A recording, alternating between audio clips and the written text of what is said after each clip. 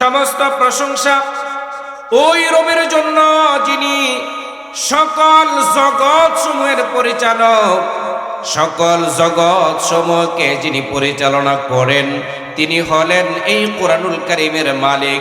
এই জন্য সমস্ত প্রশংসা হবে তার জন্য।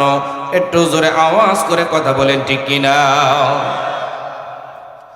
এবার যদি আপনারা বলেন রুহুল আমিন নাইম, আমাদের চর দুর্লভা দারুল কোরআন মাদ্রাসার মধ্যে হাফিজ ছাত্ররা সারাদিন যে কোরআনুল কারীমটা তেলাওয়াত করে, এর ভিতরে কি কোনো ভুল আছে কিনা, কোনো ত্রুটি আছে কিনা? কোরআনুল কারীম জানায় দেয়, যালিকাল কিতাব লা রাইবা ফীহ। কোরআনুল কারীম জানায় দেয় এর মধ্যে কোনো ভুল নাই, কোনো ত্রুটি নাই, কোনো সন্দেহ নাই, কোনো সংশয় নাই। আল্লাহ পাক রব্বুল আলামিনের কথা এগুলো, এর মধ্যে কি কোনো সন্দেহ আছে? প্রিয় বন্ধুগণ, এবার যদি আপনাদের প্রশ্ন জাগে, ও রুহুল আমিন নাইম বলেন তো এই কোরআনুল কারীমটা আল্লাহ পাক রব্বুল আলামিন এই কোরআনের নাম কি রাখছেন? আল্লাহ তাআলা আবারও বলে দেন, বাল হুয়া কুরআনুম মাজিদ। সুবহানাল্লাহ। এবার যদি আপনারা প্রশ্ন করেন রুহুল আমিন নাইম গো, এবার আপনি বলেন তো এই কোরআনুল কারীম কে আল্লাহ, এই কোরআনুল কারীম কোথা থেকে এসেছে? এই কোরআনুল কারীমের বাড়ি কোথায়?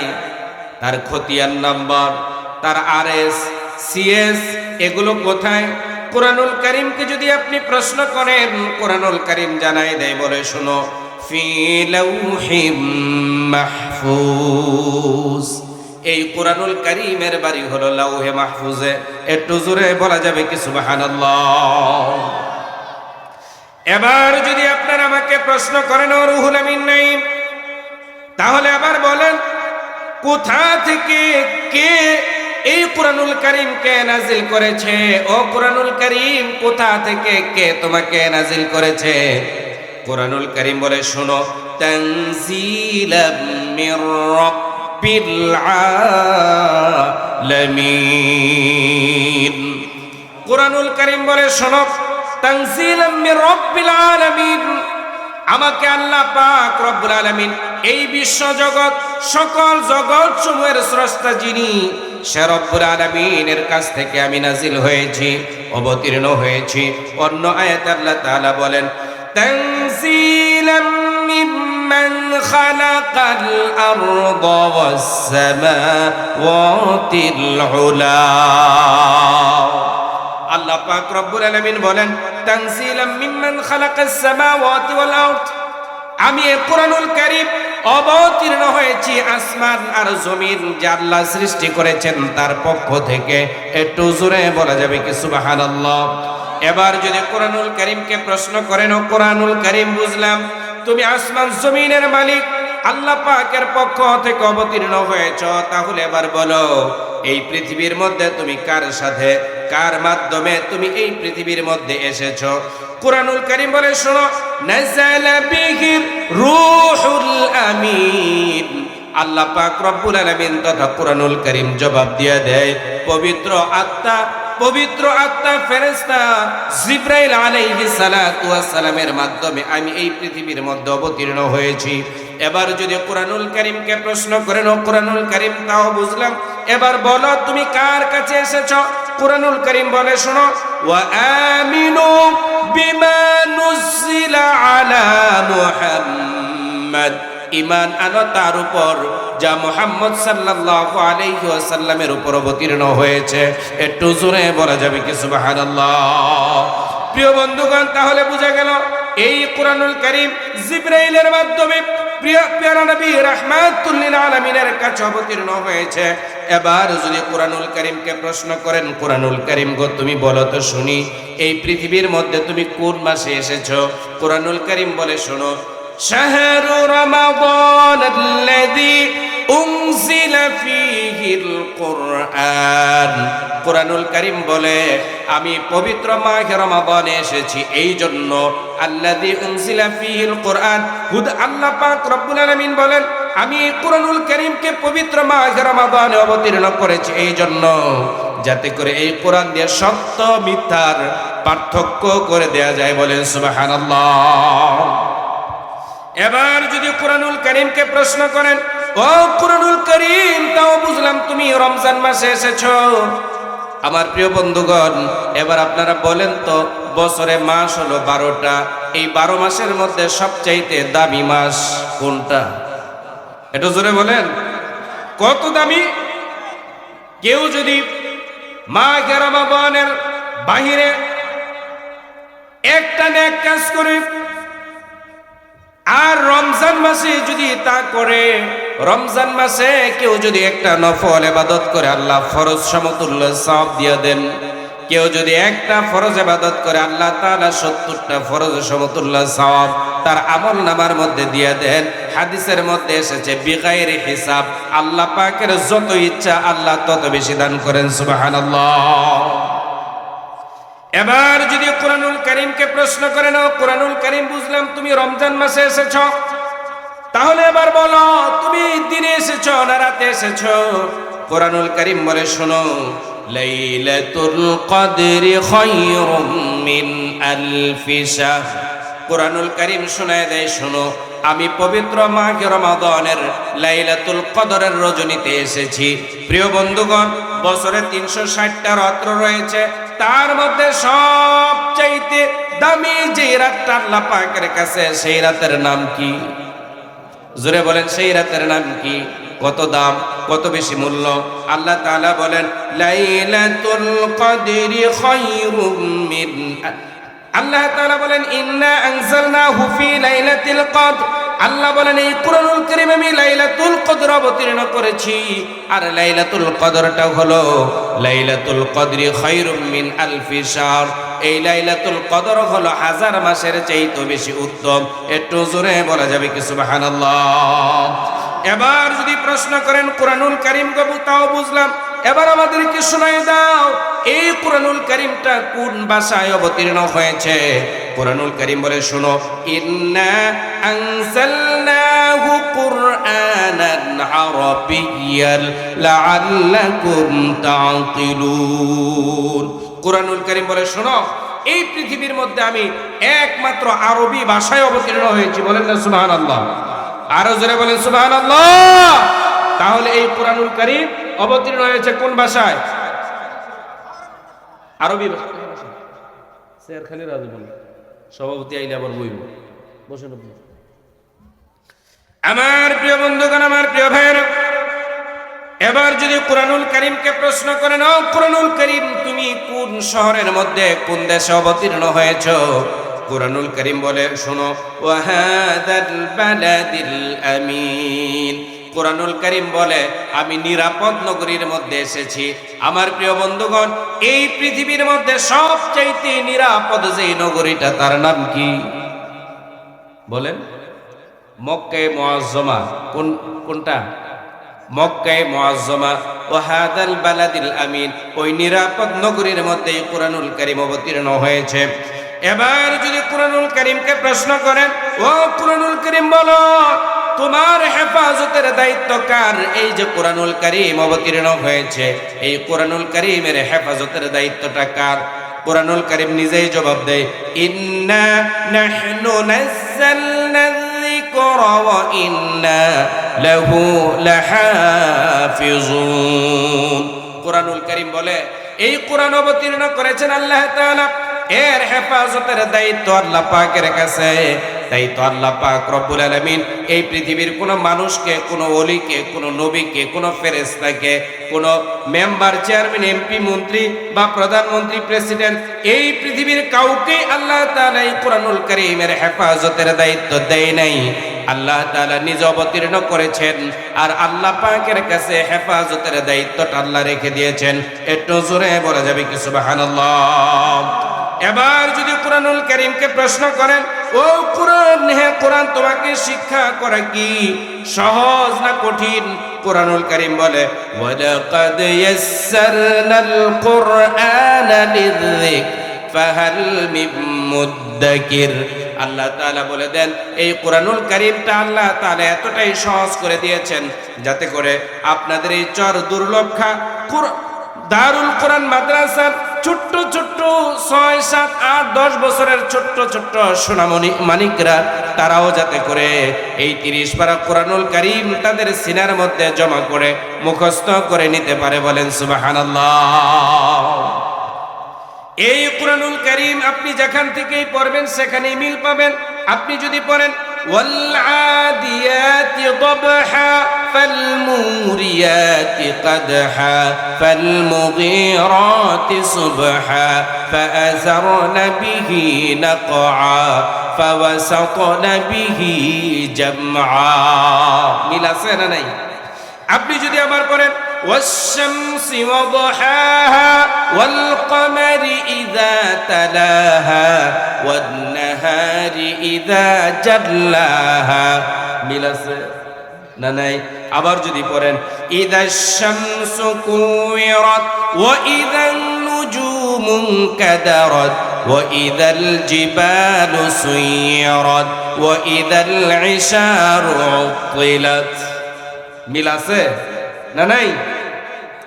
আবার যদি আপনি বলেন আর রহমান আল্লামাল কুরআন খালাকাল ইনসান আল্লামাহুল বায়ান, দয়াময় রহমান শিখালে এ কোরআন বানালেন ইনসান শিখালেন বয়ান। আল্লাহু আকবার। আপনি কোরআনুল কারীমের যেখান থেকেই পড়বেন সেখানে এরকম মিল পাওয়া যাবে। কথা বলেন ঠিক কিনা? ও বন্ধু, এই যে কোরআনুল কারীমের কথাগুলো বলছিলাম, এই কোরআনুল কারীমের বৈশিষ্ট্যটা কি? এই কোরআনুল কারীমের বৈশিষ্ট্য হলো এই কোরআনুল কারীমের অনুসারী যারা তাদের নাম আল্লাহ কোরআনুল কারীমের মধ্যে তুলে রেখেছেন। একটু জোরে বলেন না সুবহানাল্লাহ। কোরআনুল কারীমে আল্লাহ তাআলা বলেন হুয়া সাম্মাকুমুল মুসলিমিন।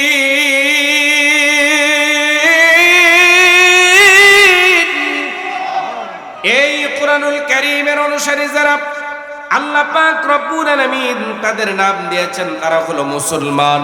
তারা কি? একটু জোরে বলেন তারা কি? আর মুসলমানের ধর্মের নাম কি? আল্লাহ তাআলা সে কথা কোরআনুল কারীমের মধ্যে আল্লাহ বলেন ইন্নাদ-দীনা ইনদাল্লাহিল ইসলাম। আল্লাহ তাআলা বলে দিলেন আমি আল্লাহ পাকের পক্ষ থেকে একমাত্র শুধুমাত্র কেবলমাত্র একটা ধর্ম একটা দলকে আল্লাহ নিবন্ধন দিয়েছেন, আর সেই দলের নাম হলো ইসলাম। সেই দলের নাম কি? এছাড়া অন্য কোন দলের নিবন্ধন আল্লাহর কাছে আছে? নাই, একটা মাত্র দল, তার নাম কি? এবার যদি কোরআনুল কারীম, আমার প্রিয় বন্ধুগণ, এই যে কোরআনুল কারীম দেখতে পাচ্ছেন, এই 30 পারা কোরআনুল কারীম একসাথে নাজিল হয় নাই। এই 30 পারা কোরআনুল কারীম সুদীর্ঘ 23 বছরেরও বেশি সময় নিয়ে তারপরে আল্লাহ পাক তার হাবিবের কাছে প্রেরণ করেছিলেন। বলেন সুবহানাল্লাহ। আমার প্রিয় বন্ধুগণ, এই যে কোরআনুল কারীম দেখছেন, এই কোরআনুল কারীম এই পৃথিবীর মধ্যে একমাত্র ভাষা যার চাইতে তার চাইতে এই কোরআনুল কারীমের চাইতে সর্বোচ্চ মানের সাহিত্য এই পৃথিবীতে আজও পর্যন্ত জন্ম হয় নাই। সুবহানাল্লাহ। প্রিয় বন্ধুগণ, এই পৃথিবীর মধ্যে অন্য ধর্মাবলম্বী যারা আছে, অন্য ধর্ম গ্রন্থগুলোর ভিতরে মানুষেরা নিজেদের মতো ইচ্ছা মতো কথা ঢুকিয়েছে। লুক বলেন, বাইবেল বলেন, ত্রিপিটক বলেন, ইনজিল বলেন, এরকম ভাবে সামায়ন বলেন, রামায়ণ বলেন, ওয়েল টেস্টামেন্ট, এরকম এই পৃথিবীর মধ্যে অন্য ধর্মাবলম্বীদের যতগুলো কিতাব আছে এগুলো তারা নিজেদের কথা এত ঢুকিয়েছে যে তার মধ্যে আল্লাহ পাকের কথা শূন্য হয়ে গিয়েছে। একটু জোরে আওয়াজ করে কথা বলেন ঠিক না বেঠিক? কুম্বলের লোম বাঁচতে বাঁচতে যেরকম ছিঁড়তে যেরকম কুম্বলি থাকে না, এরকম ভাবে অন্য ধর্মাবলম্বীদের কথাগুলো তাদের নিজেদের কথা ঢুকাতে আল্লাহর কথা কোনোটাই নাই। কথা কি বোঝা গেল? আমার প্রিয় বন্ধুগণ, কোরআনুল কারীম আল্লাহ রাব্বুল আলামিন যখন তিনি অবতীর্ণ করেছিলেন, আল্লাহ পাক রব্বুল আলামিন এই কুরআনুল কারীম তিনি যখন অবতীর্ণ করেছেন, এই কুরআনুল কারীম আল্লাহ পাক রব্বুল আলামিন যখন অবতীর্ণ করেছেন, তখন এই পৃথিবীর মধ্যে কাগজ ছিল না, কলম ছিল না, এমনকি টেপ রেকর্ডারও ছিল না, কম্পিউটার ছিল না। আল্লাহ তাআলা তিনি যেরকম ভাবে এই কুরআনুল কারীম অবতীর্ণ করেছেন, ঠিক একইভাবে অবিকল ওই রকম এখনো এই পৃথিবীর মধ্যে আছে না? না, কোনো পরিবর্তন হয় নাই, পরিবর্তন হবেও। প্রিয় বন্ধুগণ, এই কুরআনুল কারীম এই পৃথিবীর মধ্যে এমন একটা কিতাব, এর চাইতে বেশি কোন কিতাব তেলাওয়াত করা হয় নাই, পড়া হয় নাই। অন্য ধর্মাবলম্বীদের সমস্ত কিতাবগুলোকে যদি একত্রিত করা হয়, কুরআনুল কারীম যত বেশি পড়া হয়েছে তার কাছে ওই সবগুলো মিলেও যেতে পারবে না, পারবে। এই কুরআনুল কারীম মানুষ বুঝে পড়ে, না বুঝেও পড়ে, শুয়ে শুয়ে পড়ে, বসেও পড়ে, নামাজে পড়ে, হাঁটতে হাঁটতেও পড়ে। কথা বলেন। আর হাফিজিয়া মাদ্রাসাগুলোতে তো প্রায় 14-15 ঘন্টা প্রতিদিন কুরআনুল কারীম তেলাওয়াত করা হয়। তাহলে এই কুরআনুল কারীমের চাইতে বেশি এই পৃথিবীর মধ্যে অন্য কোনো কিতাব পড়া হয় নাই। বলেন সুবহানাল্লাহ। আমার প্রিয় ভাইয়েরা, কুরআনুল কারীমের অন্যতম আরো একটা বৈশিষ্ট্য হলো, এই পৃথিবীর মধ্যে আল্লাহ তাআলা সমস্ত আম্বিয়া আলাইহিস সালাতু ওয়াস সালামকে 3টা জিনিস সমানভাবে দিয়েছেন। একটু জোরে বলেন, কয়টা? 3টা জিনিস সমানভাবে আল্লাহ তাআলা দান করেছেন। 1 নাম্বার হলো হুসনে খালক, উন্নত মানের চরিত্র। নবীদের চরিত্র হলো সবচেয়ে উন্নত মানের। 2 নাম্বার হলো ওহী, ওহী ছাড়া নবী হওয়া যায় না। আর 3 নাম্বার হলো মুজিজা, মুজিজা হলো ওই জিনিস সমকালীন সময়ের সবচেয়ে শক্তিশালী জিনিসটাকে, যেই জিনিসটা পরাভূত করতে পারে তার নাম হলো ওহী। আর নবীদের কাছে ওহী আল্লাহ পাক রব্বুল আলামিন প্রেরণ করেছেন। একটু জোরে বলেন না সুবহানাল্লাহ। বন্ধুগণ আমার প্রিয় ভাইয়েরা, এই পৃথিবীর মধ্যে হযরতে দাউদ আলাইহিস সালাতু ওয়াস সালামকে আল্লাহ তাআলা প্রেরণ করলেন। দাউদ আলাইহিস সালাতু ওয়াস সালামকে আল্লাহ তাআলা মুজিজা দিলেন। তিনি অস্ত্র নির্মাণ করতেন। অস্ত্র নির্মাণ করতে গিয়ে লোহাকে হাতের মুঠের মধ্যে চাপ দিলে যেরকম ভাবে পানিগুলো আঙ্গুলের ফাঁক দিয়ে তারপরে গলে পড়ে যায়, হযরতে দাউদ আলাইহিস সালাতু ওয়াস সালাম তিনি যখন লোহাকে মুঠের মধ্যে নিয়ে চাপ দিতেন, কামারের মতো আগুনের মধ্যে পোড়ানো লাগতো না, লোহাগুলো ওই রকম ভাবে গলে গলে পড়ে যেত। আর তিনি তার ইচ্ছা মতো তিনি অস্ত্র নির্মাণ করতে পেরেছিলেন। বলেন সুবহানাল্লাহ। হযরতে দাউদ আলাইহিস সালাতু ওয়াস সালামকে আল্লাহ তাআলা আরো একটা মুজিজা দান করেছিলেন। তাকে অত্যন্ত সুন্দর একটা কণ্ঠ আল্লাহ পাক রব্বুল আলামিন দান করেছিলেন। হযরত দাউদ আলাইহিস সালাতু ওয়াস সালাম তিনি যখন জাবুর শরীফ তেলাওয়াত করতেন, উড়ন্ত পাখিরা এসে তার পাশে বসে যেত। হযরত দাউদ আলাইহিস সালাতু ওয়াস সালাম তিনি যখন কোন নদী বা সাগরের কিনারায় বসে তিনি যখন জাবুর শরীফ তেলাওয়াত করতেন, পানির মাছেরা এসে কিনারায় জমা হয়ে যেত। একটু জোরে বলেন না সুবহানাল্লাহ। হযরতে সুলাইমান আলাইহিস সালাতু ওয়াস সালাম কে আল্লাহ তাআলা মুজিজা দান করলেন। হযরতে সুলাইমান আলাইহিস সালাতু ওয়াস সালাম খোলা তক্তার উপরে বসতেন, সন্ধ্যার সময় বসতেন, সকালে বসতেন, সন্ধ্যার আগে তিনি 1 মাসের পথ অতিক্রম করতে পারতেন বিনা ইঞ্জিনে, বিনা মেশিনে, এরকম ভাবে বিনা ড্রাইভারে তিনি যেখানে ইচ্ছা সেখানে ঘুরে বেড়াতে পারতেন। বলেন সুবহানাল্লাহ।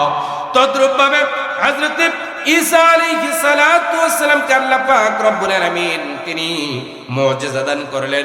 হযরত ঈসা আলাইহিস সালাতু ওয়াস সালাম তিনি যদি কোন জন্মান্ধের চোখের উপর হাত বুলিয়ে দিতেন, সাথে সাথে দৃষ্টিশক্তি ফিরে পেত। কোন কুষ্ঠকাঠিন্য রোগাগ্রস্ত ব্যক্তির শরীরের মধ্যে তিনি যখন হাত বুলিয়ে দিতেন, সাথে সাথে চামড়াগুলো ভালো হয়ে যেত। হযরতে ঈসা আলাইহিস সালাতু ওয়াস সালাম কে আল্লাহ তাআলা আরো একটা মুজিজা দান করলেন। তিনি যদি কোন মৃত ব্যক্তির কবরের পাশে গিয়ে যদি বলতেন কুম বিইذنিল্লাহ, ও কবরে যিনি আছেন আল্লাহ পাকের বান্দা আল্লাহর নামে বেরিয়ে আসেন, তিনি বেরিয়ে আসতো। সুবহানাল্লাহ। আমার প্রিয় বন্ধুগণ, এরকম ভাবে হযরতে মূসা আলাইহিস সালাতু ওয়াস সালাম কে আল্লাহ পাক রব্বুল আলামিন একটা মুজিজা দিলেন। হযরতে মূসা আলাইহিস সালাতু ওয়াস সালামের হাতে ছিল লাঠি। আল্লাহ তাআলা জিজ্ঞাসা করলেন ওমা তিলকা বিয়ামিনিকা ইয়া মূসা, ও মূসা তোমার হাতে কি? মুসা আলাইহিস সালাতু ওয়াস সালাম তিনিও কম না, তিনি বললেন হি আসা আতাওয়াক্কাউ আলাইহা ওয়া আহুশু বিহা আলা গনামি ওয়া লিয়া ফিহা মাআরিব উখরা।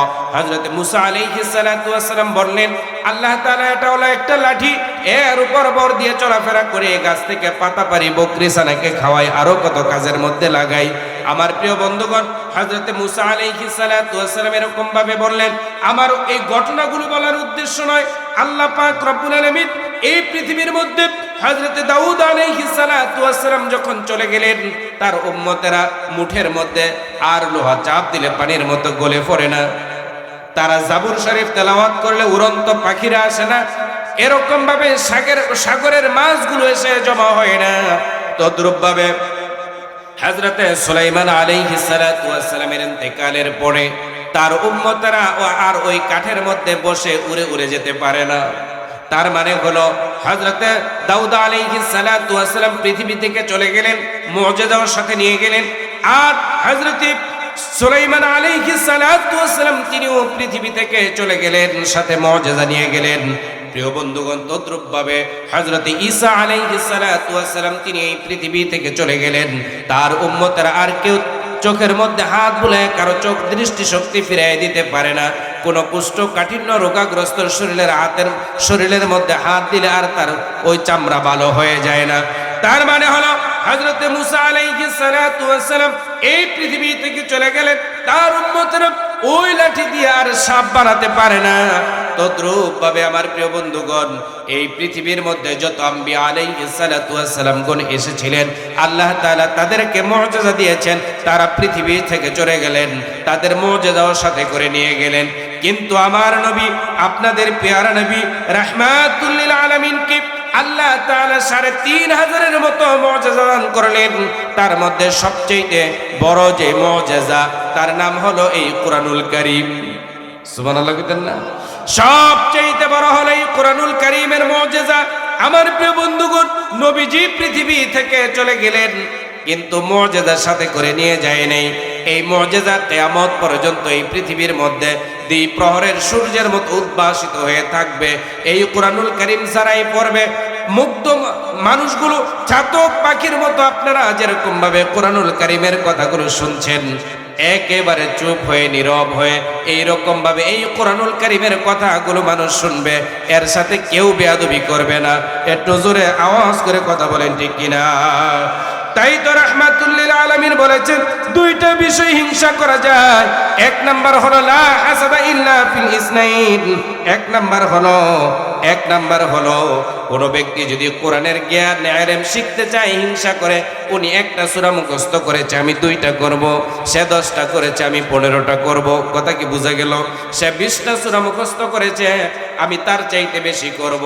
এরকম ভাবে হিংসা করে এই কুরআনুল কারীমের ইলম জ্ঞান আরো বেশি শিক্ষা করা যায়, এর মধ্যে জায়েজ আছে। সুবহানাল্লাহ। আরেকটা বিষয়, সেটা হলো তিনি ৫,০০০ টাকা মাদ্রাসায় দান করেছেন, আমি ৬,০০০ দিব।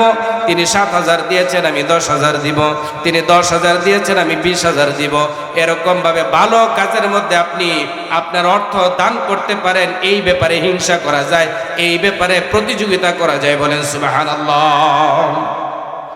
আমার প্রিয় বন্ধুগণ, আমার প্রিয় ভাইয়েরা, এই পৃথিবীর মধ্যে আল্লাহ পাক রব্বুল আলামিন আমাদেরকে নিয়ে আসলেন।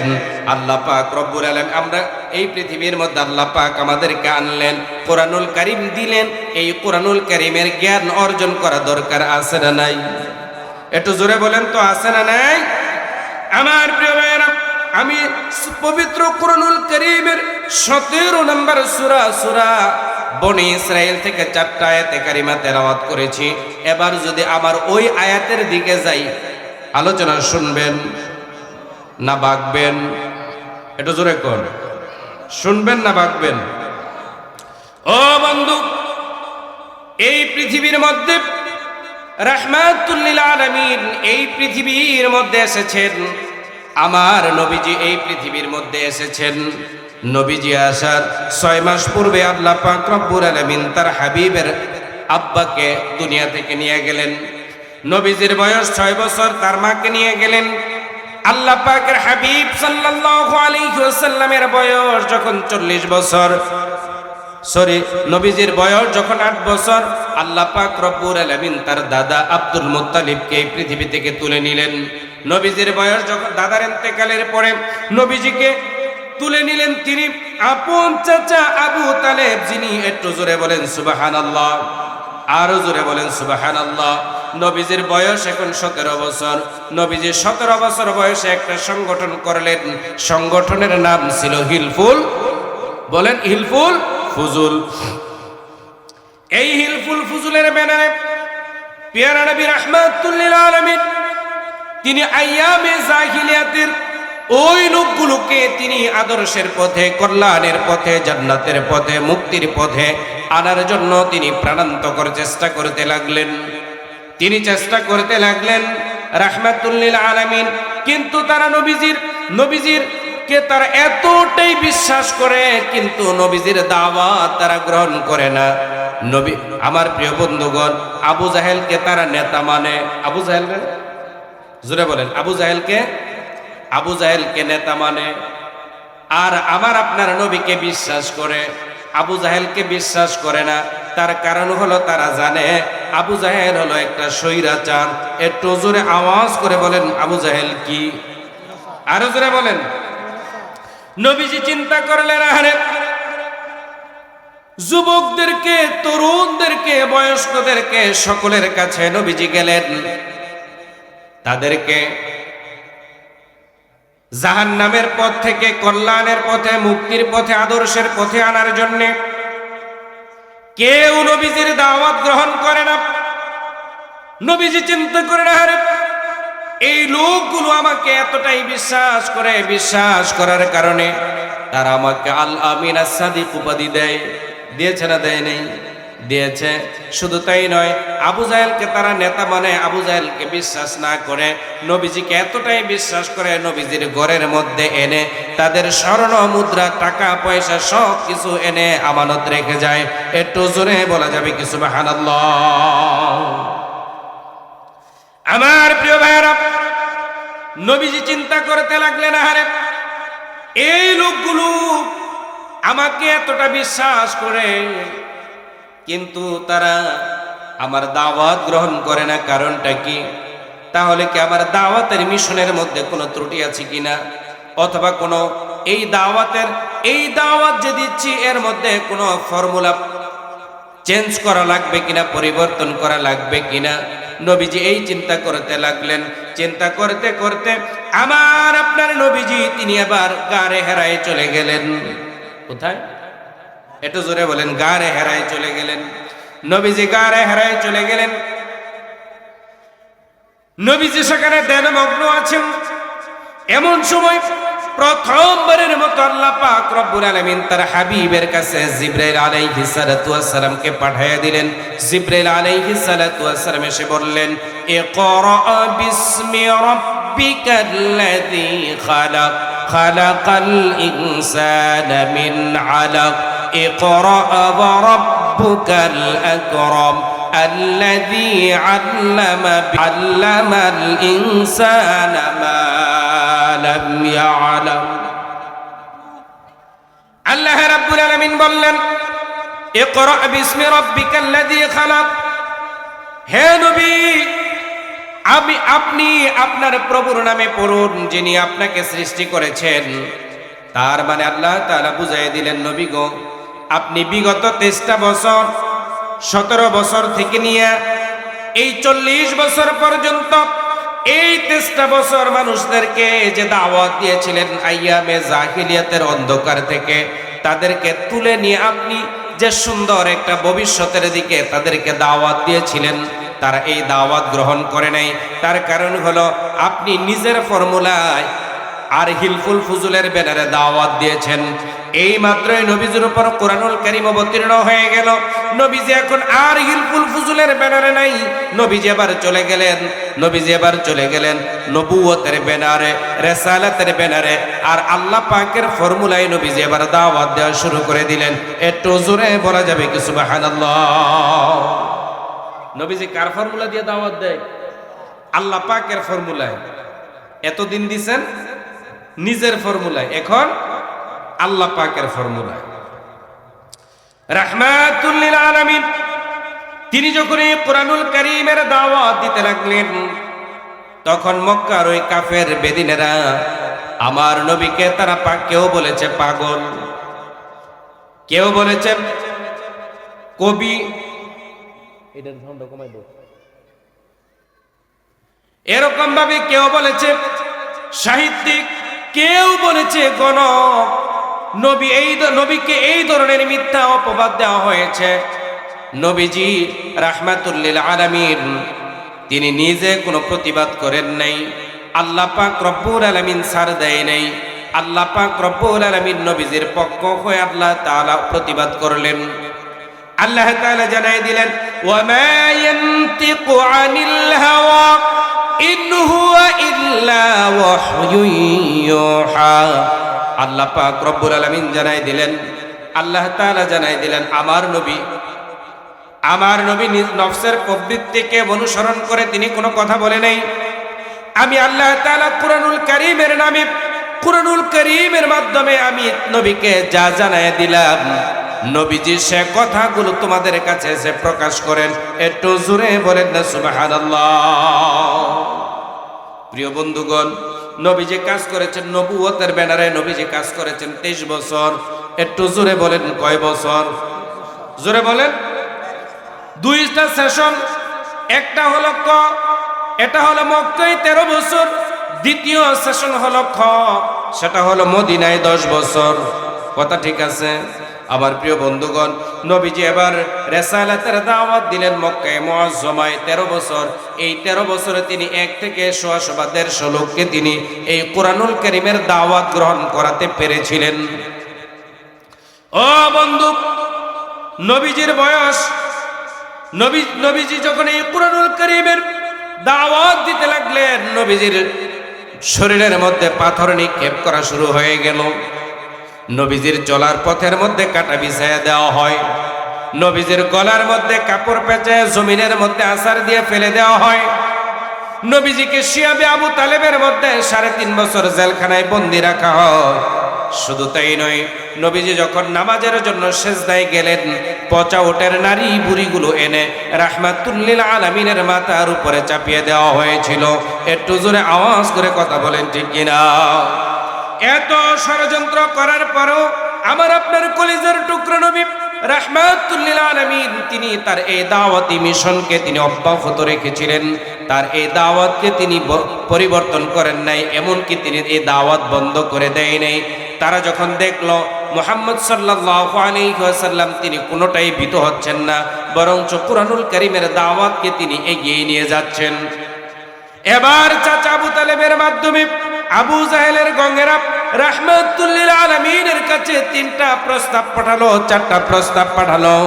1 নাম্বার হলো, ও বাতিজা, তুমি হলে আমাদের বাতিজা, চাচা বাতিজার মধ্যে দ্বন্দ্ব রেখে লাভ নাই।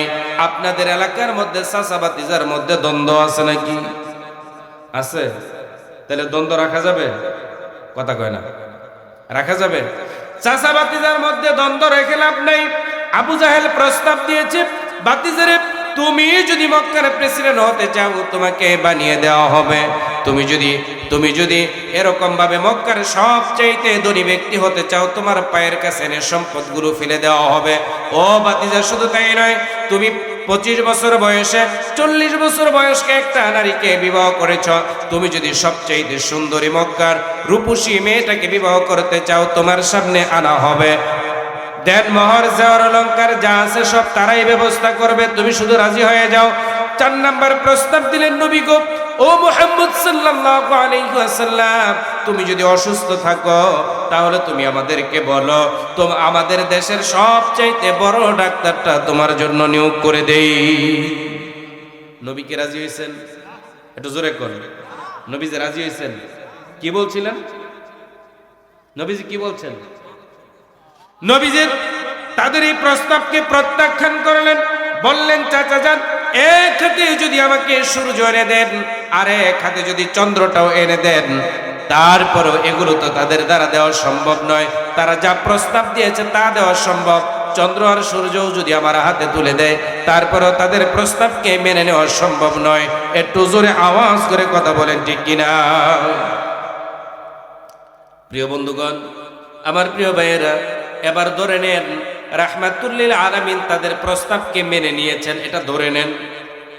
নবীজি প্রেসিডেন্ট হয়ে গেলেন, আবু জাহেল প্রধানমন্ত্রী, উতবা স্বরাষ্ট্রমন্ত্রী, সাহেবা পররাষ্ট্রমন্ত্রী। রাহমাতুল লিল আলামিনকে প্রেসিডেন্ট বানায় আবু জাহেলের নেতৃত্বে যে মন্ত্রী পরিষদ গঠিত হলো, ওই মন্ত্রী পরিষদ দিয়া রাহমাতুল লিল আলামিন প্রেসিডেন্ট হয়ে এই কোরআনের রাজ কি তখন জমিনে কায়েম করা সম্ভব ছিল? কথা কি বোঝা গেল? সম্ভব ছিল। তাই তো রাহমাতুল লিল আলামিন প্রত্যাখ্যান করলেন। নবীজি তাদের এই প্রস্তাব প্রত্যাখ্যান করে রাহমাতুল লিল আলামিন তিনি আদর্শবান, দক্ষ, চাঁদাবাজ মুক্ত, সন্ত্রাস মুক্ত, ধর্ষণ মুক্ত এই ধরনের কিছু কর্মী বাহিনী তিনি তৈরি করলেন। একটু জোরে বলেন না সুবহানাল্লাহ। নবীজির বয়স এখন 52 বছর। কত? 52 বছর। নবীজির বয়স এখন 52 বছর। যেই চাচা 8 বছর বয়সে রাহমাতুল লিল আলামিনকে কোলে তুলে নিলেন, চাচা আবু তালেব 44টা বছর ভাতিজাকে পাহারা দিয়ে রাখলেন, তিনি আজকে এই পৃথিবী থেকে ইন্তেকাল করলেন। তার ইন্তেকালের 2 মাসের ব্যবধানে রাহমাতুল লিল আলামিনের প্রথম স্ত্রী মা খাদিজাতুল কুবরা রাদিয়াল্লাহু তাআলা আনহা, যিনি নবীজির 27 বছরের জীবন সঙ্গিনী, যিনি তৎকালীন আরবের সবচাইতে সম্ভ্রান্ত মহিলাদের মধ্যে তিনি ছিলেন সর্বোচ্চ। শুধু তাই নয়, তিনি তৎকালীন আরবের সবচাইতে ধনী ব্যক্তিদের মধ্যে 7ম নম্বর শিল্পপতি ছিলেন। সমস্ত ধনরাশি রাহমাতুল লিল আলামিনের পায়ের কাছে ছেড়ে দিলেন, বললেন, ইয়া রাসূলুল্লাহ, যত পারেন খরচ করেন, আল্লাহ পাকের জমিনে আল্লাহ পাকের এই কোরআনকে আপনি বিজয়ী করে দেন। একটু জোরে বলা যাবে কি সুবহানাল্লাহ? যে খাদিজাতুল কুবরা রাদিয়াল্লাহু তাআলা আনহাকে আল্লাহ পাক রব্বুল আলামিন জিবরাইলের মাধ্যমে সালাম জানিয়েছেন এবং জান্নাতের সুসংবাদ আল্লাহ তাআলা তাকে জীবিত অবস্থায় শুনিয়েছেন। সুবহানাল্লাহ। সেই খাদিজাতুল কুবরা আর চাচা আবু তালেব, এই 2 জন ব্যক্তি 2 মাসের ব্যবধানে ইন্তেকাল করলেন। নবীজির বয়স তখন 52 বছর। নবীজি অনেকটা অসহায় হয়ে গেলেন, দুশ্চিন্তায় পড়ে গেলেন। আল্লাহ পাক রব্বুল আলামিন তিনি যেন চাইলেন আল্লাহ পাকের হাবিব সাল্লাল্লাহু আলাইহি ওয়াসাল্লামকে ফেরেশতার মাধ্যমে নয়, আল্লাহ পাক নিজেই তার হাবিবকে সান্ত্বনা দেওয়ার জন্য আল্লাহ পাক জমিন থেকে আল্লাহ পাক তার হাবিবকে 7 আসমান পাড়ি দিয়ে আরশে আজিমের মধ্যে নিয়ে মেরাজ করালেন। একটু জোরে বলা যাবে কি সুবহানাল্লাহ? নবীজি মেরাজে গেলেন।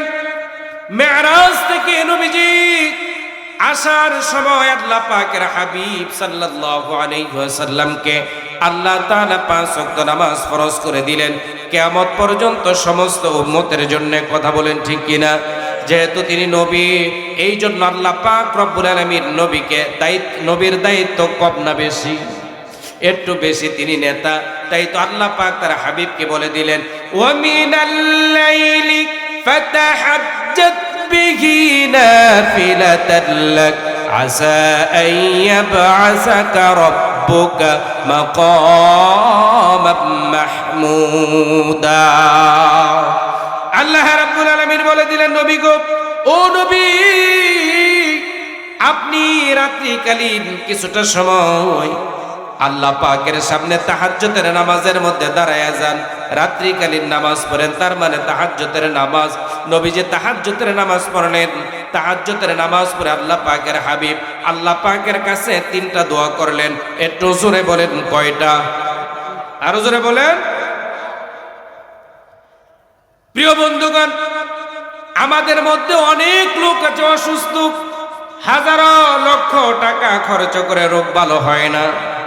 আপনি তাহাজ্জুদের নামাজ পড়েন, প্রতি রজনীতে আল্লাহ তাআলা, শেষ রজনীতে আল্লাহ তাআলা প্রথম আসমানে আসেন, বান্দাদেরকে ডাকেন, ও বান্দা, কার কি লাগবে আমি আল্লাহর কাছে চাও, আমি আল্লাহ দেওয়ার জন্য প্রস্তুত। বন্ধুগণ, আপনি যদি তাহাজ্জুদের নামাজ পড়ে আল্লাহ পাকের কাছে চান, আল্লাহ পাক রব্বুল আলামিন আপনার রোগটা তিনি ভালো করে দিতে পারেন। আপনি অভাবে আছেন, আপনি ঋণগ্রস্ত, কারো কাছে বলার দরকার নাই। তাহাজ্জুদের নামাজ পড়ে 2 ফোঁটা পানি ছেড়ে আল্লাহ পাকের কাছে বলেন, আল্লাহ পাক রব্বুল আলামিন আপনাকে ঋণ মুক্ত করে দিবেন, আপনার যত সমস্যা আছে সমস্যা সমাধান করে দিবেন। মহিলারা, অনেক মহিলা আছে তাদের স্বামীরা তাদের কথা মানে না।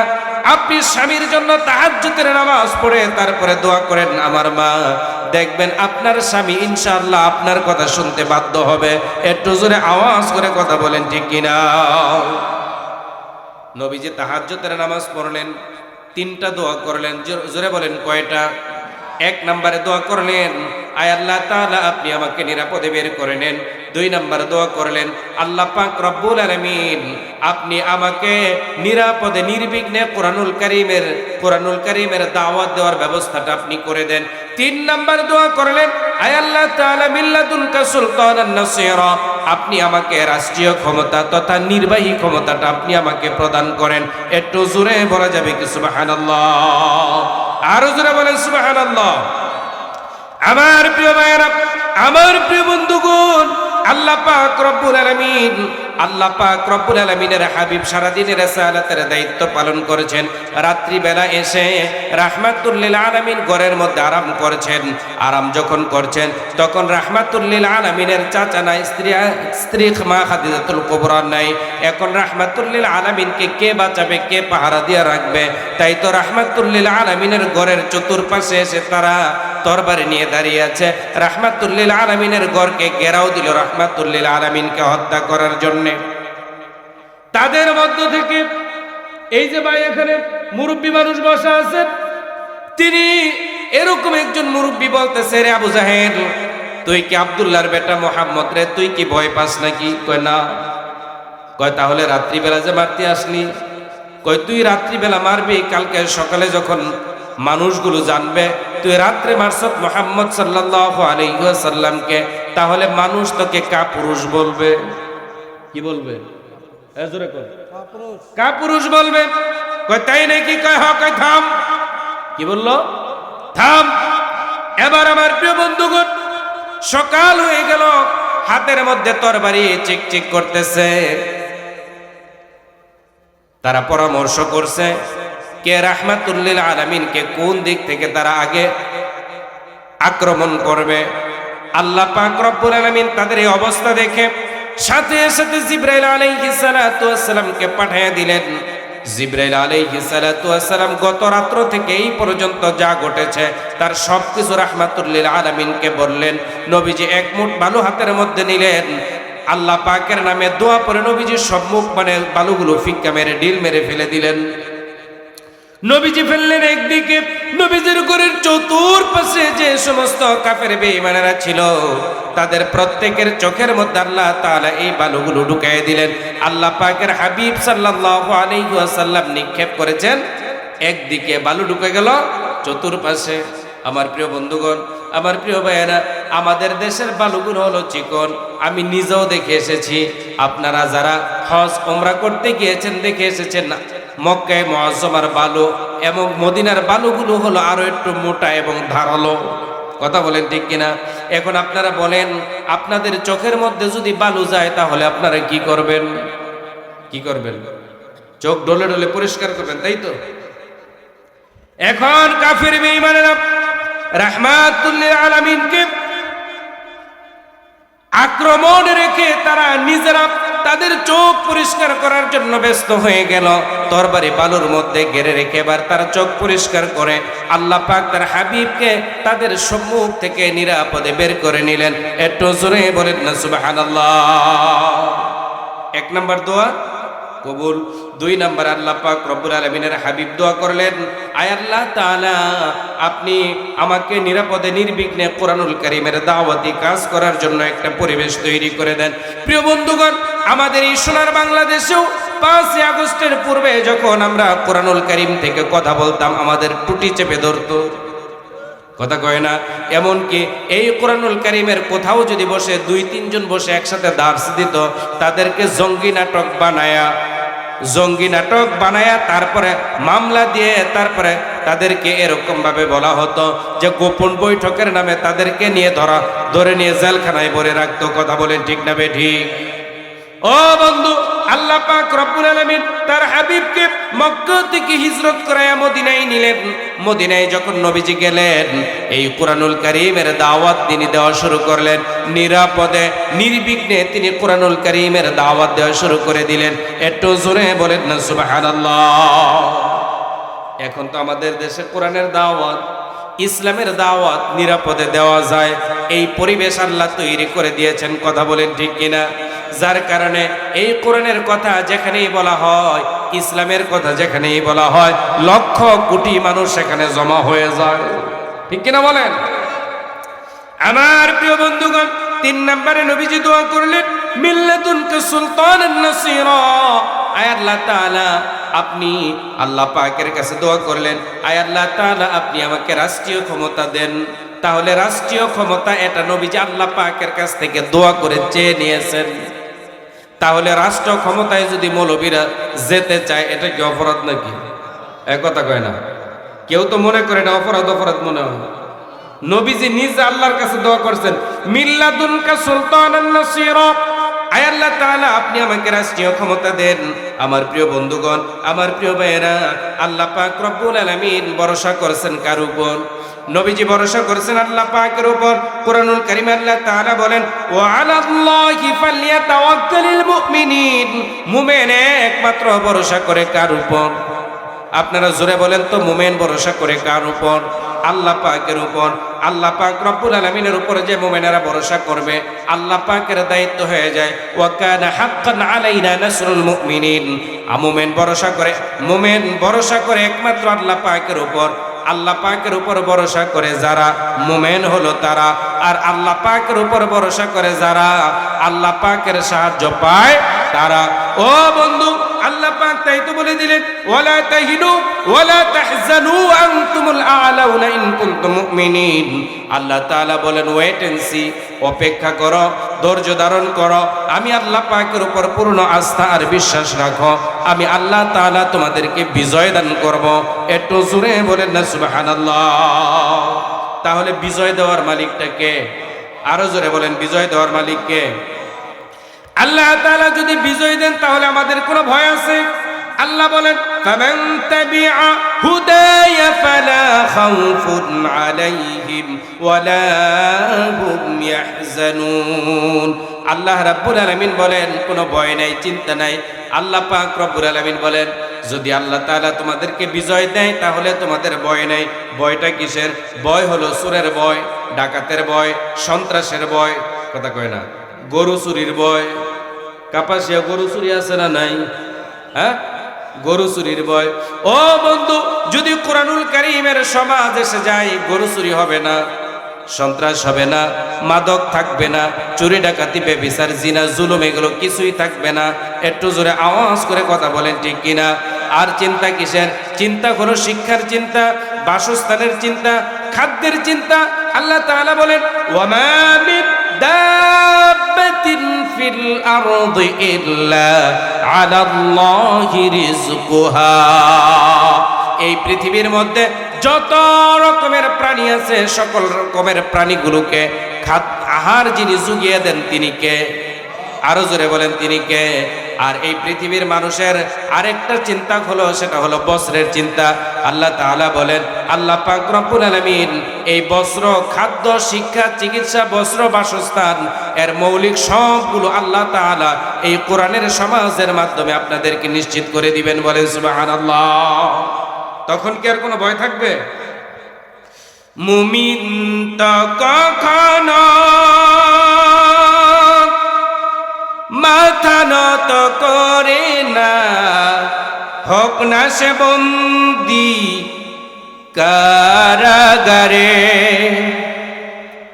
আল্লাহর ভালোবাসা যে পেয়েছে, রুখবে বলো তার কেমন করে? মুমিন তো কখনো মাথা নত করে না, হোক না সে বন্দী কারাগারে। আমরা অনেক মুমিনকে দেখেছি, তাদেরকে জেলে বন্দী করা হয়েছে, গুম করা হয়েছে, ফাঁসি দেওয়া হয়েছে, আয়না করে রাখা হয়েছে, তারপরেও এই কোরআনুল কারীমের দাওয়াত দেওয়া থেকে, হক কথা বলা থেকে তারা পিছপা হয় নাই। কথা বলেন ঠিক কিনা? আমরা যখন গত 15টা বছর এই কোরআনুল কারীমের দাওয়াত, হক কথাগুলো দিতাম, বলতাম, তখন এক শ্রেণীর মানুষ ছিল, তারা খুব খুশি হতো এবং বলতো হুজুরের খুব সাহস আছে রে। এখন ওই লোকের আব্রাহা বাদশাকে আল্লাহ তাআলা মারলেন আবাবিল পাখি দিয়া, কথা কয় না? তদ্রূপ ভাবে আল্লাহ পাক রব্বুল আলামিন আবু জাহেলকে মারলেন দুইজন শিশু মানুষ দিয়া। আর আওয়ামে জাহিলিয়াতকে আল্লাহ তাআলা এই দেশ থেকে বিতাড়িত করলেন। আমাদের কলিজার টুকরা সন্তানেরা যখন স্কুল কলেজ বিশ্ববিদ্যালয় থেকে বেরিয়ে আসলো, 36 দিন পরে 37 দিন থাকার ক্ষমতা হলো না। একটু জোরে আওয়াজ করে কথা বলেন ঠিক কিনা? তাহলে ফেরাউন নাই, নমরুদ নাই, আবু জাহেল নাই। কিন্তু নমরুদ, ফেরাউন, আবু জাহেল এই নামে এই পৃথিবীতে কোনো লোকও নাই, কিন্তু তাদের উত্তরসূরি আছে না নাই? তাদের উত্তরসূরি আছে, কিয়ামত পর্যন্ত থাকবে আর মুসলমানদেরকে জ্বালাইতেই থাকবে। কথা বলেন ঠিক কিনা?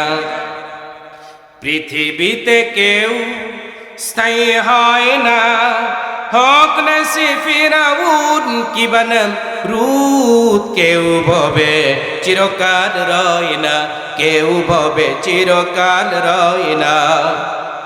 চলে যায় সব ছেড়ে যেতে হয়, মৃত্যু মানে না কোনো পরিচয়। সব রাজা মহারাজা আর মহাবীর, সব রাজা মহারাজা আর মহাবীর, কাউকে সে অবকাশ দেয় না। পৃথিবীতে কেউ স্থায়ী হয় না, হক নসি ফিরাউন কি বানাম রুদ, কেউ ভবে চিরকাল রয় না, কেউ ভবে চিরকাল রয় না। প্রিয় বন্ধুগণ, এই পৃথিবীতে সবাইকে থাকবে? কেউ থাকবে না। সবাইকে এই পৃথিবী থেকে বিদায় নিতে হবে। একটু জোরে আওয়াজ করে কথা বলেন ঠিক কিনা? তাহলে আপনাদের মনে আছে আল্লাহ পাক রব্বুল আলামিন তার হাবিবকে মক্কা থেকে হিজরত করে মদিনায় পাঠাইছেন। নবীজিকে নবীজি আল্লাহ পাকের কাছে 3টা দোয়া করছেন। 1 নম্বরে নিরাপদে বের করে নেন, আল্লাহ তাআলা নিরাপদে বের করে নিলেন। 2 নম্বরে তিনি দোয়া করলেন, আল্লাহ তাআলা আমাকে কোরআনুল কারীমের দাওয়াত নিরাপদে নির্বিঘ্নে মানুষের কাছে, মানুষের কর্ণকুহরে পৌঁছাবার ব্যবস্থা করে দেন। আল্লাহ তাআলা 2 নম্বর দোয়াও কবুল করলেন। 3 নম্বরে দোয়া করলেন, আয় আল্লাহ তাআলা আপনি আমাকে রাষ্ট্রীয় ক্ষমতা দেন। আল্লাহ পাকের হাবিব সাল্লাল্লাহু আলাইহি ওয়াসাল্লামকে আল্লাহ তাআলা মক্কা থেকে হিজরত করে মদিনায় নিলেন, রাষ্ট্র ক্ষমতা দিয়ে দিলেন। আরো জোরে কয় না? তাহলে দোয়া কবুল হয়েছে কয়টা? আল্লাহ তাআলা বলেন, যখন তোমাদের বিজয় আসবে তখন তোমাদের দায়িত্ব কি, আমাদের দায়িত্ব কি? আল্লাহ তাআলা বলেন, ইদা জাআ নাসরুল্লাহি ওয়াল ফাত। আল্লাহ তাআলা বলেন, আল্লাহ পাকের পক্ষ থেকে যখন তোমরা বিজয়ী হবা, বিজয় পাবা, আল্লাহ তাআলা যখন তোমাদেরকে বিজয় করে দিবেন, তখন স্বৈরাচার হওয়া যাবে না, চাঁদাবাজি করা যাবে না, সন্ত্রাসী করা যাবে না, মাস্তানি করা যাবে না, ধর্ষণ করা যাবে না, গুম করা যাবে না, খুন করা যাবে না, আয়নাঘর তৈরি করা যাবে না। কি করবেন? আল্লাহ তাআলা বলেন, ইদ ওয়ারাআইতান নাসা ইয়াদখুলুনা ফি দীনিল্লাহি আফওয়াজা। আল্লাহ তাআলা বলেন, যখন আল্লাহ তাআলা তোমাদেরকে বিজয় দান করবেন, বিজয় যখন দিবেন, তখন আল্লাহ পাক বলেন তোমরা দেখবে দলে দলে তোমাদের সাথে এসে মানুষেরা মিলিত হয়ে যাবে। একটু জোরে বলেন না সুবহানাল্লাহ। নবীজি মক্কা থেকে মদিনায় হিজরত করে গেলেন। হিজরত করে রাষ্ট্রীয় ক্ষমতা যখন নবীজি পেলেন, নবীজির কাছে তরুণেরা আসলো, যুবকেরা আসলো, সকল শ্রেণীর মানুষেরা আসলো, হাতের মধ্যে হাত রাখলেন, বাইয়াত গ্রহণ করলেন। তারা ইসলামের সুশীতল ছায়ার নিচে তারা আশ্রয় গ্রহণ করতে লাগলেন। তার কারণ হলো এখন আর তাদেরকে কেউ বাধা দেয় না, বাধা দেওয়ার শক্তিও আর কেউ রাখে না। একটু জোরে আওয়াজ করে কথা বলেন ঠিক কিনা? আমার প্রিয় বন্ধুগণ, এই ধরনের বিজয় যখন আসবে, আপনাদের বিজয় মিছিলে যখন লোকেরা দলে দলে বেরবে, তখন আল্লাহ তাআলা বলেন তোমরা কিন্তু তখন স্বৈরাচার হবা না, তোমরা ফ্যাসিস্ট হবা না, কি হবা? আল্লাহ তাআলা বলেন ফাসাব্বিহ বিহামদি রাব্বিকা ওয়াস্তাগফিরহু ইন্নাহু কানা তাওয়াবা। আল্লাহ তাআলা বলেন ফাসাব্বিহ বিহামদি, যখন আল্লাহ তাআলা তোমাদেরকে বিজয় দান করবেন, তোমাদের দলের মধ্যে আগে দুইজন তিনজন একসাথে হলে তারপরে তোমাদেরকে জঙ্গি নাটক সাজায়া গোপন বৈঠকের নামে তুলে নিয়ে যাওয়া হতো।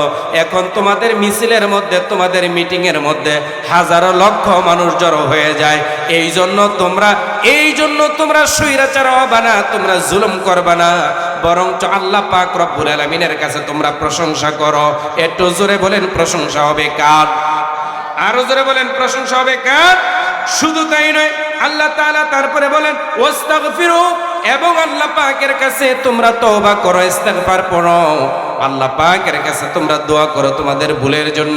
আল্লাহ পাক রব্বুল আলামিন তোমাদেরকে মাফ করে দিবেন। ইন্নাহু কানা তাওয়াবা। এইভাবে আল্লাহ পাক রব্বুল আলামিন আমাদেরকে ক্ষমা প্রার্থনা করার কথা বলে দিয়েছেন। বলেন সুবহানাল্লাহ। আমার প্রিয় বন্ধুগণ, রাসূল যখন আলোকিত, আদর্শবান, পরহেজগার, দক্ষ, সৎ, এমনকি দুর্নীতি মুক্ত, চাঁদাবাজ মুক্ত কর্মী বাহিনী তৈরি করে ফেললেন, আল্লাহ পাক তার হাবিবকে বললেন ওকুল জা আল হক ওয়াজহাকাল বাতিল ইন্নাল বাতিলা কানা যাহুকা। সত্য নবী গো, সত্য এসে গেছে, মিথ্যা পালায়া গেছে। মিথ্যা সত্য, সত্য সামনে এসেছে, মিথ্যা কোথায় গেছে? কোথায় গেছে পালায়া? ভারতে। আর কই গেছে? বাহ, খবর তো ভালোই আছে দেখা যায়। হ্যাঁ হ্যাঁ,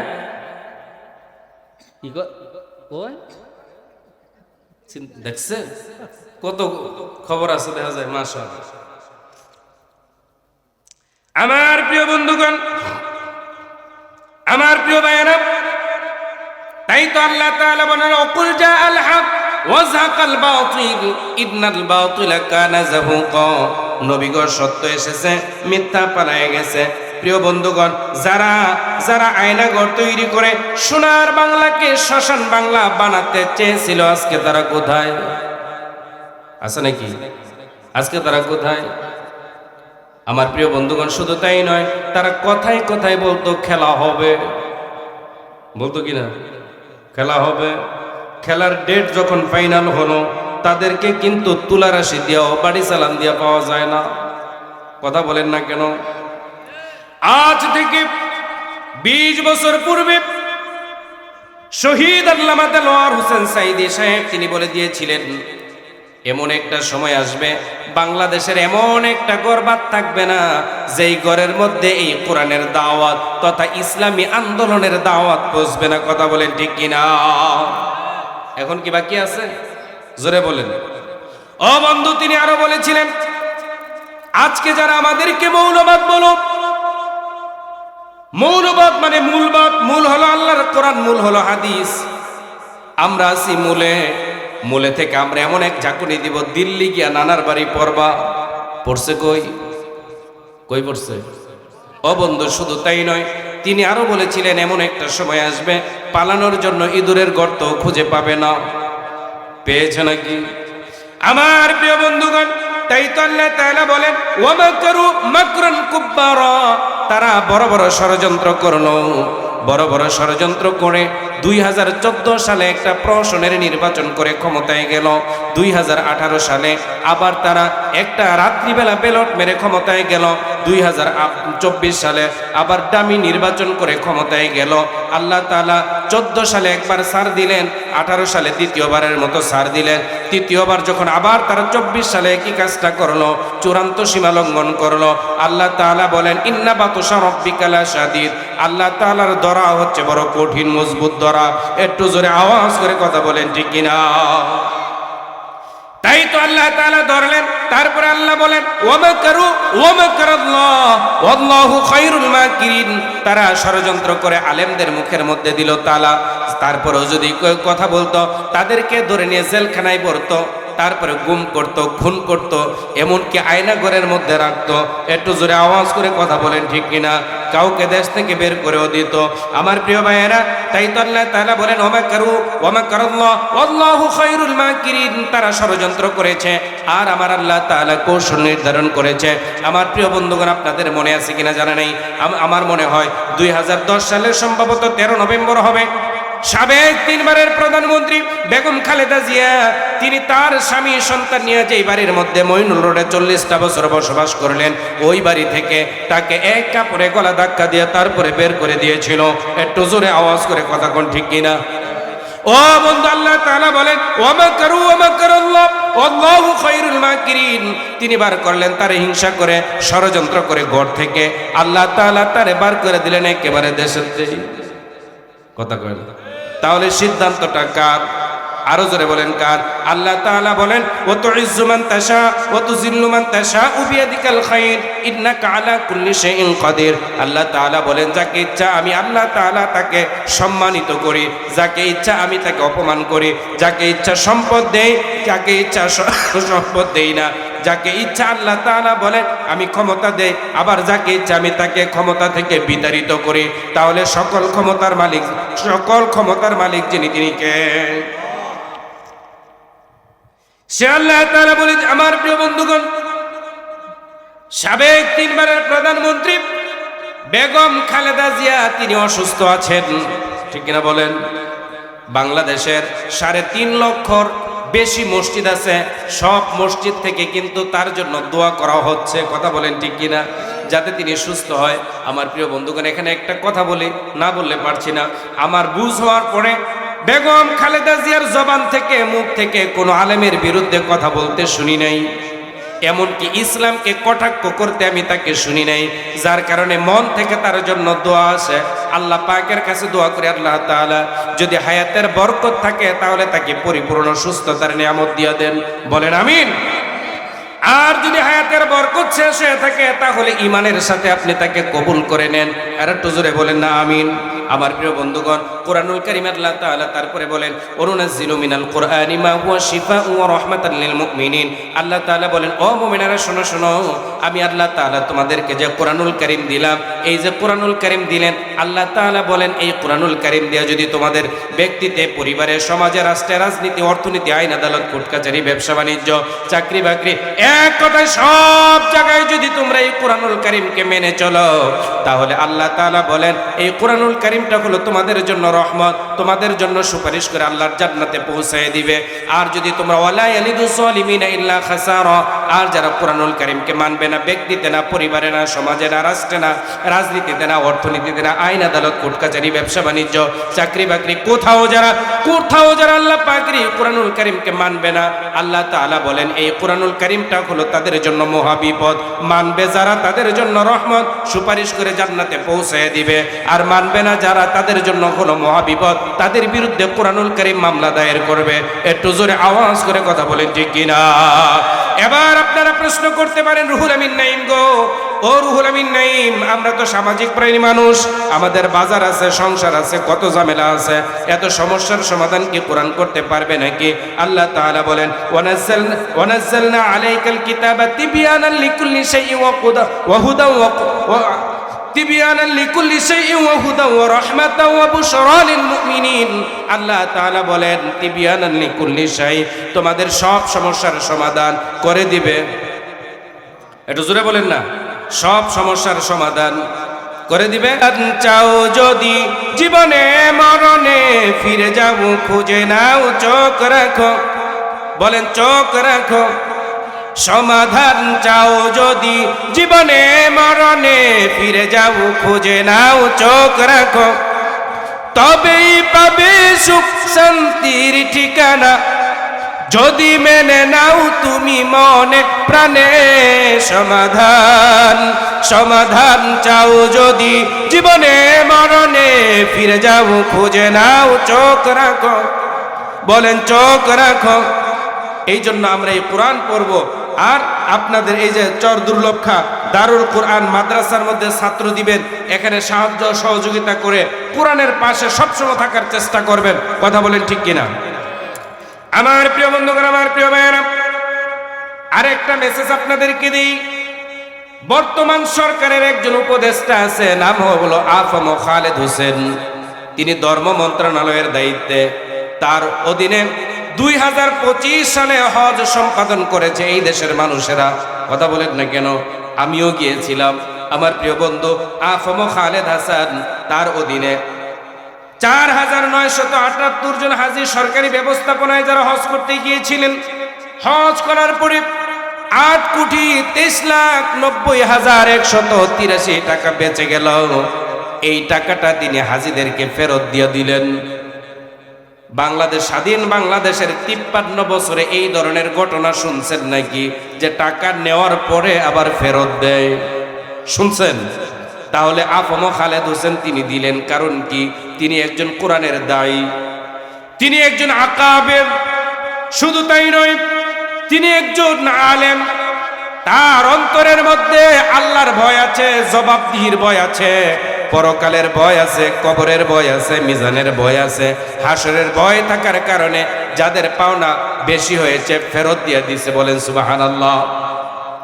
আর একটা, আমাদের দেশে কিছুদিন আগে যখন বড় বড় দুর্যোগ আসলো, বন্যা আসলো, আপনারা শেখ আহমদুল্লাহর নাম শুনেছেন। শেখ আহমদুল্লাহ মানুষের কাছে তিনি সাহায্য চেয়েছেন, মানুষেরা কোটি কোটি টাকা দিয়েছে ওই ত্রাণ সামগ্রী কিনতে গিয়ে। যেই সমস্ত কার্টুন পড়েছে, এই যে টিস্যুর বক্স, এর মধ্যে একটা কার্টুন আছে না নেই? এরকম ভাবে যে কার্টুন পড়েছে, ওই কার্টুনগুলো বিক্রি করে যাদের হক তাদের কাছে টাকাগুলো দিয়ে দিলেন। কারণ কি? কারণ তিনি একজন আলেম, আল্লাহর ভয় আছে, জবাবদিহির ভয় আছে, পরকালের ভয় আছে। আরেকজনের হক মাইরা, টাকা মাইরা খাইলে কি শাস্তি, এই ভয় তার মধ্যে আছে। কথা কোন? এই জন্য তিনি দিয়া দিলেন। 2001 সালে একটা সরকার গঠিত হলো, তার মধ্যে 2 জন মন্ত্রী 3টা মন্ত্রণালয় পরিচালনা করেছে। তারা ওই মন্ত্রণালয় পরিচালনা করা অবস্থায় একটা টাকার দুর্নীতি মাইক্রো যন্ত্র দিয়ে তারপরেও খুঁজে পাওয়া যায় নাই। সুবহানাল্লাহ বলেন। আমার প্রিয় বন্ধুগণ, তাহলে আগামীর বাংলাদেশ আমরা যাদের হাতে দিব, এই ধরনের ন্যায়, ইনসাফ, আমানতদারি যারা গ্রহণ করতে পারবে, তাদের হাতে বাংলাদেশটা এরকম ভাবে নিরাপদ হবে। তাদের হাতে এই বাংলাদেশকে তুলে দেওয়া লাগবে। কথা বলেন ঠিক কিনা? কোন দুর্নীতিবাজ, চাঁদাবাজ, সন্ত্রাসী, মাস্তান, ঘুষখোর, সুদখোর, জিনাখোর, বেবিচারীখোর, এই ধরনের লোকের হাতে এই বাংলার জমিনকে ছেড়ে দেওয়া যাবে না। যাদের হাতে আমানতদারিতার ভয় আছে, আল্লাহর ভয় আছে, পরকাল, কবর, হাসর, মিজানের ভয় আছে, তাদের হাতে যেন ডেকে যায় আমাদের, কেন যেন ডেকে যায়, ডেকে যায়, ডেকে যায় আমাদের, কেন যেন ডেকে যায়। সেই ডাক সুবহান আল্লাহ, তার নামে ডাকে শুধু বারবার। ঠিক কিনা?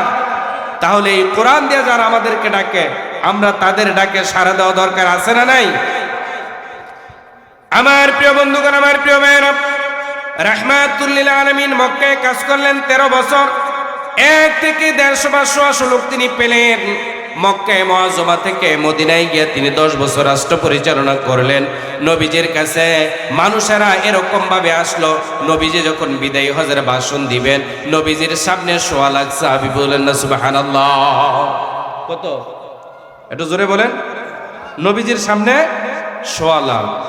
লিল্লাহে তাকবীর, লিল্লাহে তাকবীর, আরো জোরে লিল্লাহে তাকবীর। প্রধান বক্তার আগমন, লিল্লাহে তাকবীর।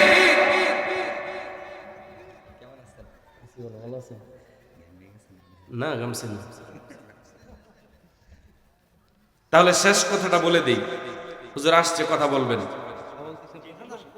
তাহলে রাহমাতুল লিল আলামিন মক্কায় কাজ করলেন 13 বছর, মদিনায় 10 বছর।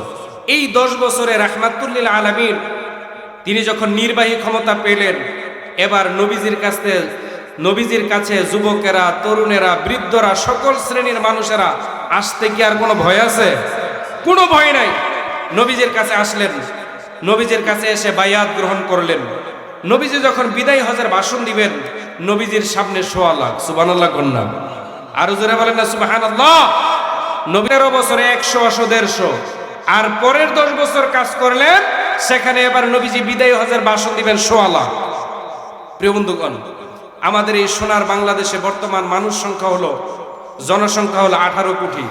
তাহলে 54 বছর আগে 7.5 কোটি, তার 54 এরকম ভাবে তার 54 বছর আগে মানুষ কি কম না বেশি? কথা বলতে হবে, কম না বেশি?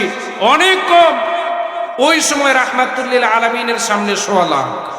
চিন্তা করা যায় যে 13 বছরে 100 অথবা 150, পরের 10 বছরে রাহমাতুল লিল আলামিনের হাতে যখন রাষ্ট্রীয় ক্ষমতা চলে আসলো, মানুষের সমস্ত ডর ভয়হীন ভাবে রাহমাতুল লিল আলামিনের কাছে চলে আসলো। ইসলামের সুশীতল ছায়ার নিচে তারা আশ্রয় লাভ করলো এবং শান্তির একটা সমাজ রাহমাতুল লিল আলামিন তিনি তখন গঠন করেছিলেন। একটু জোরে বলেন না সুবহানাল্লাহ। তাই তো রাহমাতুল লিল আলামিন তিনি বলে দিয়েছেন, তারাকতু ফিকুম আমরাইন লান তাদুল্লু আলা মা তামাসসাকতুম বিহিমা কিতাবাল্লাহি ওয়া সুন্নাত রাসূলি।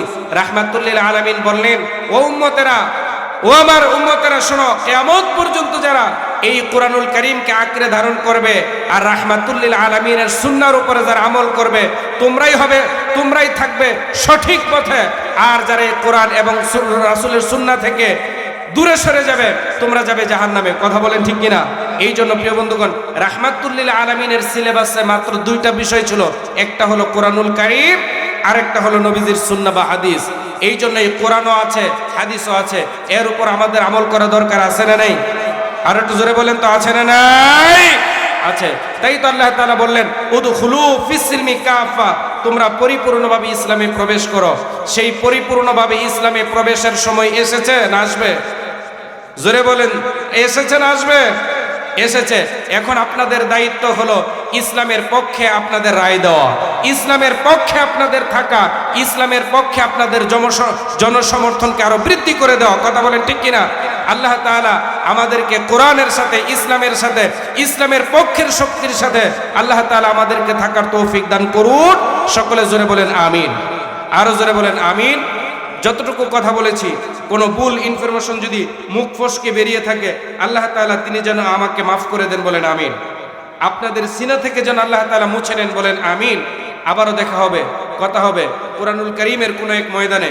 সে আশা ব্যক্ত রেখে আপনাদের সকলের সুস্বাস্থ্য দীর্ঘায়ু কামনা করে এন্তেজামিয়া কমিটিকে ধন্যবাদ জানিয়ে আমি আমার কথাগুলো এখানে রাখছি। আসসালামু আলাইকুম ওয়া রাহমাতুল্লাহি তাআলা ওয়া বারাকাতুহু।